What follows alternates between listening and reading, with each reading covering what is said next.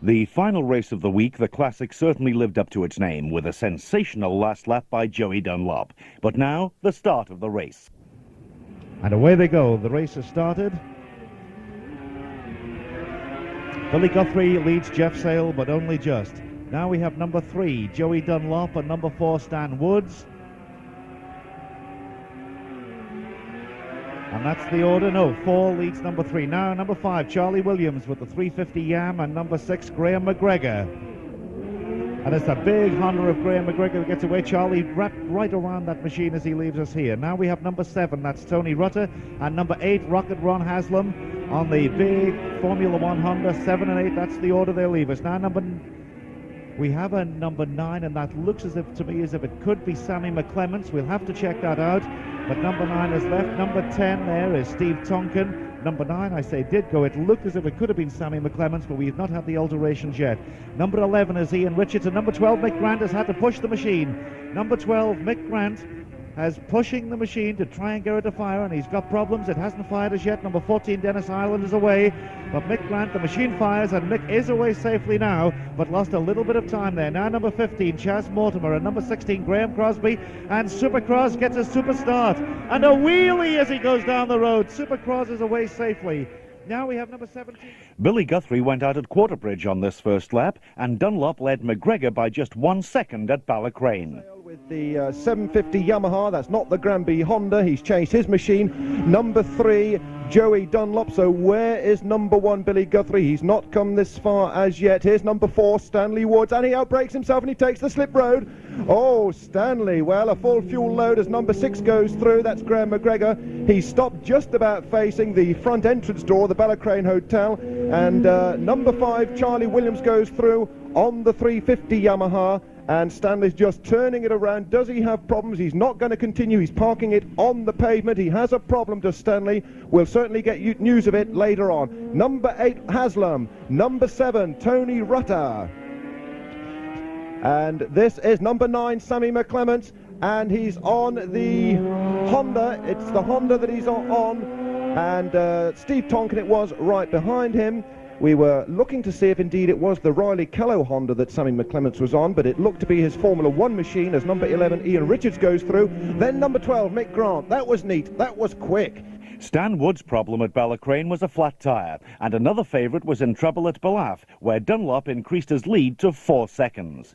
Honda, he's ditched the 500 Yamaha, and he's the first man on the road now. Will it be number 2, Jeff Sale? It looks as if it is indeed. Jeff Sale on his 750 Yamaha. Second man is Dunlop, number 3, also 750cc Yamaha. Well, Jeff Sale's mechanic was working until well after midnight on that machine last night in my garage, and he was hoping that it would hang together today. Number 6 now, Mcgregor on the big Honda. Away he goes. That's the machine as used in the Formula One, and Graham Mcgregor is determined to get a result today. And the timekeeper looks over with a great smile because he can't believe that everything is so easy. 3 riders through. Normally there's been about 30 through. There's a rider touring down to here already, though. Get the binoculars on him. These are the ones we've been put in as lost, trying to pick up the number. It's Charlie Williams. Charlie Williams is in trouble at Ballaugh. He's touring down the left-hand side. What a disappointment. And here now is Ron Haslam, followed by Tony Rutter. Well, it's not the first time Charlie Williams has had trouble at Ballaugh Bridge here, but this time his machine looks as if it's seized. Grant now, followed by number 9 and 10. Sammy McClements and Steve Tonkin, but Charlie Williams has stopped at Ballaugh by the Isle of Man Bank premises and must be thoroughly At the bungalow, Dunlop was closing fast on Jeff Sale. Into view comes the first rider on the road. This is not Joey Dunlop. He's second, and it's number 2, Jeff Sale, still leading on the road, but here's Joey Dunlop. The left knee goes out, over he goes to the right, and Joey is really trying. A real little tiger. Joey Dunlop, winner of the Schweppes Jubilee race here in 1977, his 1 victory on the TT course, and we were told that he'd rather lost the taste for motorcycle racing, but you'd never believe it looking at him this morning. Number 6, Graham Mcgregor, is through, third on the roads now. and the first three have pulled out from the rest of them. The road is clear at the bungalow. Jeff Sale still leading on the road by about 150 yards or so from Joey Dunlop. And will Joey be leading on the roads at the end of the first lap? There are 9 seconds between them. That will give you some idea. Joey Dunlop was leading by 1 second at Ballacrane, 4 seconds at Ballaugh. Now it's stretched to 9 at the bungalow. So Joey is really on his way on this standing start first lap. Here's Mick Grant now on the Honda, number 12 on the front. Over the tram lines he goes, very, very smooth indeed. Oh yes, very smooth and stylish. Mick Grant on the big Honda. There's number 8, Ron Haslam with Tony Rutter. Well, there is a contrast in styles, with Ron Haslam crawling all over the bike and Tony Rutter right behind him, all in one piece with his machine. At the end of lap 1, the order was Dunlop, Sale, Mcgregor, Grant, Linder and Mortimer. I can tell you now it's Jeff Sale, number 2, across the line now. We start the watch. Here's number 3, Joey Dunlop, giving a signal to his pit, but literally going that quick. It's hard to say what he was trying to tell his pit crew, but leading on the roads now, we have number 2, Jeff Sale, followed closely by number 3, Joey Dunlop. The lights are on for number 6, Graham Mcgregor, and number 12, Mick Grant, are indicated at signpost corner. The next machine is in view. This should be number 6, Graham Mcgregor, with the big Honda. It is indeed. He crosses the line now. Charlie Williams joined Jeff in the commentary box at Ballaugh, and Jeff asked him what the problem was. The engine seized on the approach to Ballaugh, Jeff. I had to fit new pistons before the race because, as you know, I blew the 500 up on Wednesday, and we hoped to use the 500 today, but I had to use the 350. We fitted new pistons. I ran it pretty steady all the way to Ballacrane, and then everything seemed okay, so I started to give it its head on the approach down here, but unfortunately it seized. But I've managed to find a pub, haven't I? How do you reconcile a disappointment like that so early on in such an important race?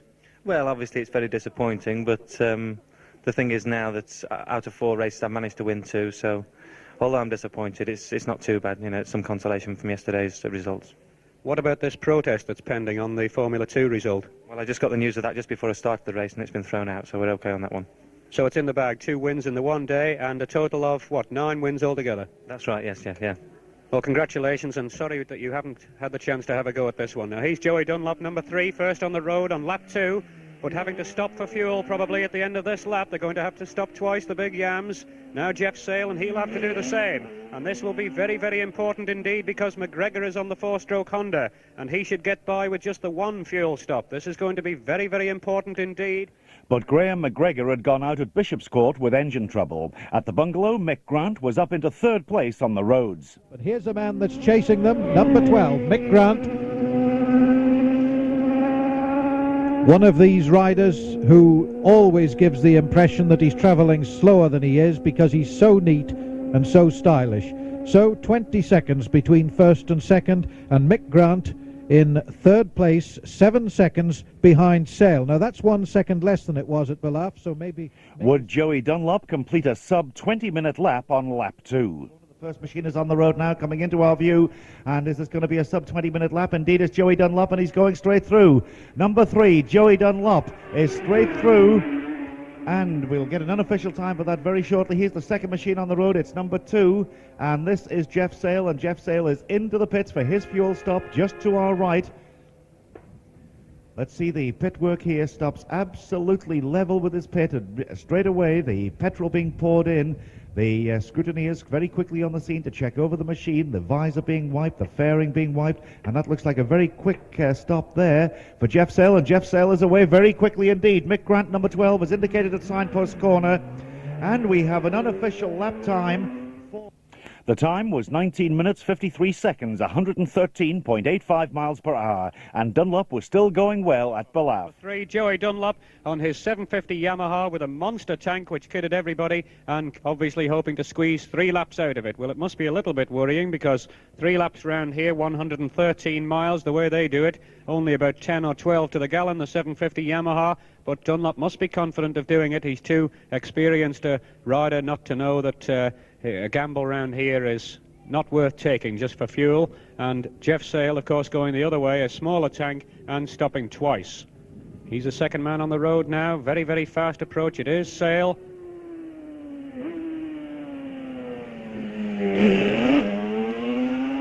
And he'll have seen Mcgregor up the road and be Disappointed to see that his teammate has stopped at Bishop's Court. He hasn't walked down to here yet. It's about 1.5 miles or so. I don't know whether he'll do that or whether he'll go back to Kirkmichael. But whatever it is, McGregor's bid for victory is over now.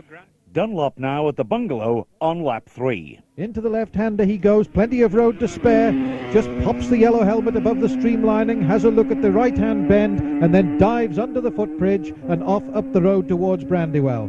Joey Dunlop away like a rocket, and now we anticipate his pit stop at the end of the 3rd lap. And Mick Grant. And now Mick Grant up into 2nd place. Now number 12. Once again, very smooth. 27 seconds is the interval. That's 2 seconds less than it was at Ramsey. So it's come down from 33 seconds at Ballacrane, 30 seconds at Ballaugh, 29 seconds at Ramsey. Now it's down to 27 seconds. Well, I was telling you about Graham Crosby. He came round the left-hand bend here on his last trip through the bungalow and immediately proceeded to lift the front wheel about. But Jeff Sale was in trouble at the bungalow on this lap. It's number 2, and he's slow. Number 2, Jeff Sale is in trouble. Jeff Sale is in trouble and is touring at the bungalow. What rotten luck for him. Well, it's fast touring, certainly, but Jeff Sale is certainly out of contention at the bungalow on lap 3. The end of lap 3, half distance, and those all-important pit stops. And this could make a tremendous difference. He's the leader on the roads now. It's Joey Dunlop, number 3, coming in for his pit stop, and he's right at the top end of the pits, and also Mick Grant's pit is there as well. Joey Dunlop in at his pit and crosses the line now. We start the watch. Remember, 30 seconds was the time difference, and a lot of activity around that machine. Number 3, Joey Dunlop. The light is not on. Yes, the light is on now for number 12. Mick Grant is there. The dump tank is ready. The mechanics of pit attendants of Joey Dunlop, the machine being refueled. The visor has been wiped. He's getting instructions from his pit attendant. He's been in the pit some 25 seconds now. It looks like a normal fuel stop. He's just checking the amount of petrol that goes in, and an unofficial time of 20 minutes 10.8. 20 minutes 10.8, a slower lap than his previous one.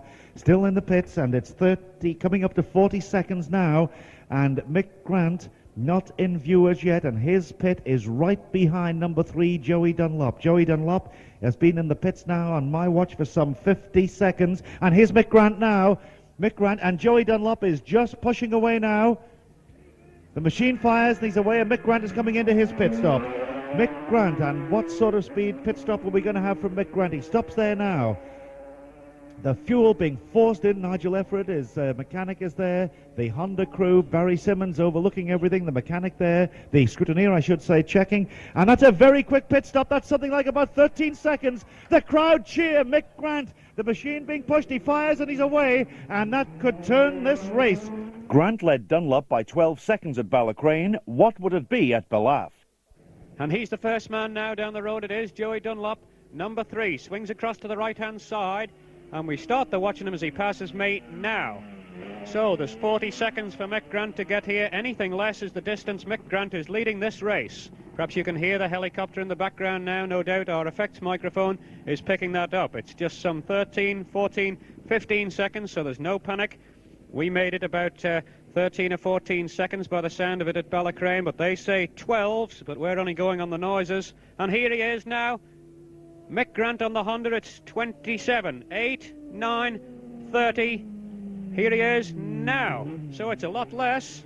It's a lot less. It's 32 seconds after Dunlop. So the distance that Mick Grant is in the lead is 8 seconds. Just slightly over 8 seconds, about 8.4 seconds is the distance between Mick Grant and Joey Dunlop in Grant's favour. The time difference at Ramsey was down to 7 seconds. Now the bungalow. The tail end of the machine snaking viciously as he applies the power and accelerates away from the right-hand half of this S-bend. And now we wait for Mick Grant. The watch is started. What an interesting race we've got here. And remembering that they have just completed the mountain climb, and here is Grant now. He's quick. He's through the bungalow, and in fact he is 8 seconds in the lead. Mick Grant leads by 8 seconds, so he has retrieved one of those seconds since Ramsey. On the mountain climb from sea level up to about 1,350 feet in about 6 miles, Mick Grant has pulled back a second of his lead, or increased his lead by 1 more second, and now leads number 3, Joey Dunlop, by 8 seconds. So at the end of lap 4, Dunlop had pulled back that 1 second. Around about 50 seconds from signpost corner, but here is the leader on the road, Joey Dunlop, number 3 with the 750 Yamaha. Some of the crowd on the grandstand already getting to their feet. He crosses the line. Now we start the watch, and we've got 50 seconds to wait. Number 12, Mick Grant, indicated at signpost corner. Obviously, number 8, Ron Haslam, not there as yet. These two leaders on the road and leading the race. A tremendous gap they've opened up. It's 15 seconds now. And number 12, the light gleaming there. Everyone looks up towards the Governor's Bridge dip, and the view we have this year, we can see them virtually sweeping out of the dip. A machine is in view, and this is Mick Grant. And he gets the signal board. He acknowledges it. He crosses the line now. I stop the watch, and I make it there that he is now finished there some 32 seconds behind Joey Dunlop. Ballycrane now, lap 5. Of the Honda team. There's Mick Grant now. 30 seconds additional time in the pits, taking on gas, and just trailing on the road on corrected times by an amended 5 seconds. So Joey Dunlop really has got this race face on. He's obviously tweaking it that little bit harder on the 7 miles from the start down towards at Ballycrane. That 7 seconds has been diminished by a further 2 seconds. So Joey Dunlop now. The two leaders now at Ballaugh Bridge. Dunlop, a rapid approach, but not so rapid after he leaves the bridge. I think, in fact, he's preserving the frame, or watching the back chain, perhaps, because certainly over the bridge he was very, very slow. And, of course, quite a few riders have paid the penalty of trying to leap over this bridge too fast. The suspension flexes up. Then when it hits the ground, it tightens the back chain, and away the chain goes, as Ron Haslam found to his cost the other day. 25 seconds. Now, where's Grant? I think we can hear him in the distance. It's 30 seconds. Here he is, thundering down to Ballaugh now. 32. It's definitely reducing. Grant is losing all the time. Here he is now, and it's 37.6 seconds. So he is 2.4 seconds in the lead. Mick Grant is 2.4 seconds in the lead, which is a lot different to Ballycrane, where it was 5 seconds, and a lot different to the grandstand, where it was 7.6. It's a split second. At the bungalow on this 5th lap, Grant and Dunlop were almost level on time. Joey Dunlop is approaching the bungalow now, very, very fast indeed. He's still leading on the road. Some of the crowd actually shouting to him, certainly waving as well. A flash goes off. Don't know that that's a very good idea, but Joey Dunlop takes no notice at all and goes streaking up the left-hand side of the road. And the watch is started. Now then, 40 seconds for Mick Grant to get here. Grant gained a little on the mountain climb, and the last time they went round this TT course. 20 seconds have gone. No sign of Grant yet. We're on lap 5. We're waiting for Mick Grant. Joey Dunlop safely through the bungalow. A lap and a bit to do, and here's Grant coming sweeping into view now. Grant tremendously fast. The front end dips. He banks it into the left-hander. Over the tram lines he goes. Mick Grant makes no acknowledgement. The crowds are all waving. So who would lead the race as they started their final lap? In close company is the second one. We're looking for number 3. Across the line now, and the watch ticking away. Joey Dunlop is away on a 6th and final lap, and Mick Grant is indicated at signpost corner. It's now 10 seconds. Remember, the difference was 40 seconds. It's 15 seconds now. Mick Grant with that big Works Honda.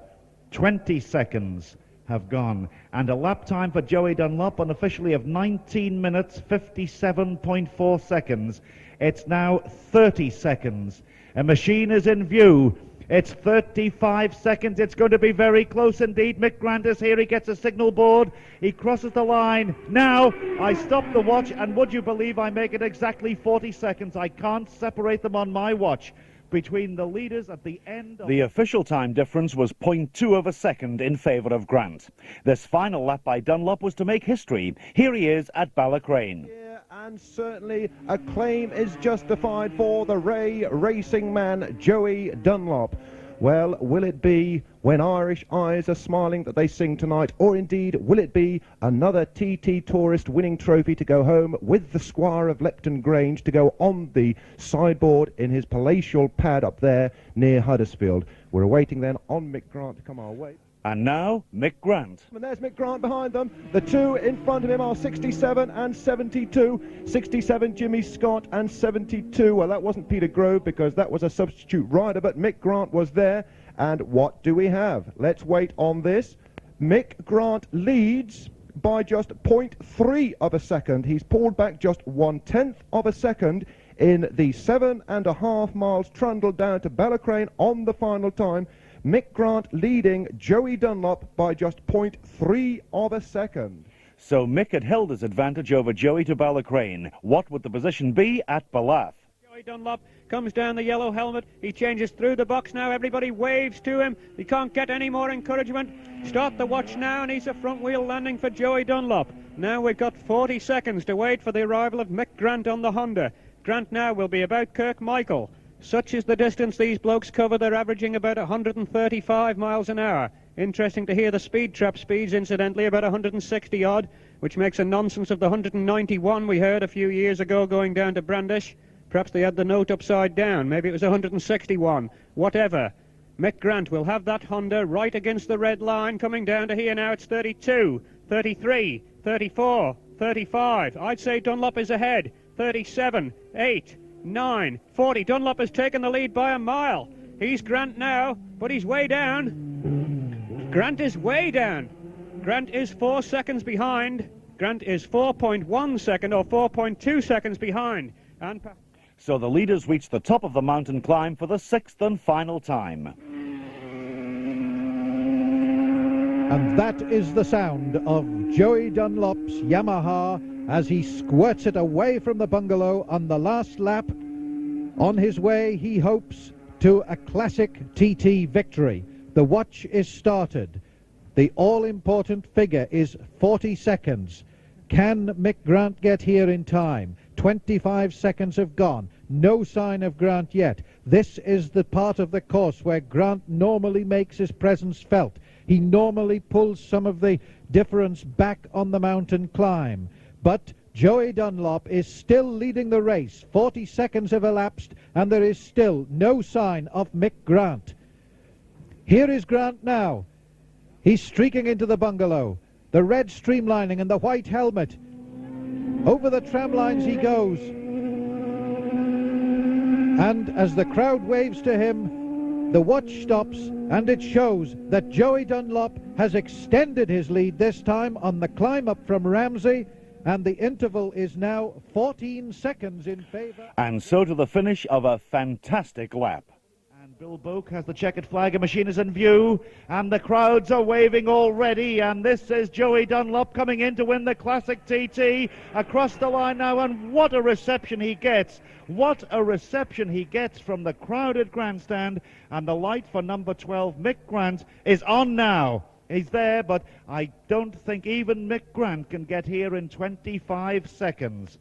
I don't think he can get within 25 seconds. It's 21, 24, 25, and we have another lap record on our unofficial timings of 19 minutes, 38.8 seconds. Would you believe it? That's the time we have. It'll be confirmed shortly. The 40 seconds are up now, so Joey Dunlop is the winner, and we wait now for Mick Grant to come into second place. No sign of him as yet, but I'm sure he's going to get quite a reception too from his fans. A machine in view now. This looks like Mick Grant. It is indeed. The crowd already waving to him. The checkered flag is ready, and Mick Grant gets a reception from the crowd as he crosses the line, and I make it, and I just don't believe it really, 20.9 seconds down on Joey Dunlop, and we're waiting for confirmation of that lap record. And if it is confirmed at 19 minutes 38.8 seconds, and that's nearly 10 seconds off the lap record, 115.22 miles per hour. What a tremendous finish. After the race, Chris Carter asked Joey Dunlop if he'd known he was going so fast. If I knew it was, I maybe just load up. Obviously, you were aware of the problems you were likely to have in the pit stops. Did you think that Mick would pull back as much as he did, though, in that very quick refuelling? No, I didn't think he'd pull back just as much, but I had to take on 8 gallon, and it took a lot of time. Indeed, and of course you had a big old tank for the job. Any problems with so much fuel? No, it broke the straps of the tank in the first lap, and I had to go over Balloch and that very slowly, so... And Chris asked Mick Grant what had happened at the start of the race. Yeah, at the start I should have had some L plates on, I stalled the damn thing, but... And what happened after that? Well, the big problem that I had was that I think the gearing was wrong, and I was only using 4th gear, which not only hampered me for top speed, but it lost all the corners as well. But, you know, it's one of those things. Right, obviously you made a super quick pit stop, and your team of mechanics must be congratulated on that. Yeah, they did an absolutely fantastic job, and hardly spilling the fuel at all. Really fantastic. You must have a word with Chaz Mortimer about this. It's actually Chaz that gave us the tips. Fine. But having sort of regained the lead with that very quick fuel stop, did you sort of suspect that, you know, things would then go your way? Well, actually, with Joy pulling out 30 seconds in the first 3 laps, I knew I'd have my work cut out. But, you know, I just stuck at it as hard as I could, and I couldn't do any more. The last lap, I got into a couple of moments which I wasn't right happy about, so I just I went as quick as I could. All right, let's talk about these moments. I know you don't want to, but where did you go grass tracking then? No, I didn't actually grass track. I was about maybe 3 foot off line coming out of Quarry Bends, and then somewhere at the mountain I was just a little bit offline, because I think, you know, to ride around here you want to be on the road, not on the grass, and I like to be on line. What do you feel now this Irish fella's taking your lap record off you? Well, I let him hold it for 1 year. So we'll see if Mick can do it in 1981.